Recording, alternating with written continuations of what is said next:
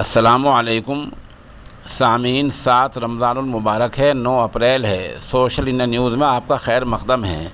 ख़बर का उन्वान है राहुल गांधी का बड़ा बयान। राहुल गांधी का आज बड़ा बयान आया है।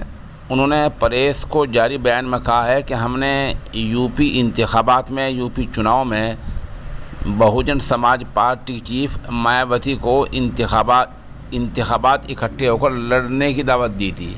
हमने उन्हें ख़त लिखा था बाकायदा कि कांग्रेस और बीएसपी इकट्ठे होकर यूपी में चुनाव लड़ सकती हैं, और हमने उन्हें वज़ीर आला बनने का ऑफ़र भी दिया था। राहुल गांधी का कहना यह है कि मायावती ने इस ख़त का कोई जवाब ही नहीं दिया। राहुल गांधी ने साथ ही ये भी कहा कि इस बार मायावती ने यानी बीएसपी ने यूपी में कोई चुनाव लड़ाई नहीं है। बता दें कि यूपी के चुनाव में कांग्रेस को 2 सीटें और बहुजन समाज पार्टी को 1 ही सीट मिली है। राहुल गांधी के इस बयान से अंदाज़ा हो जाता है कि मायावती ने किस तरह अंदर खाने बीजेपी का साथ दिया है।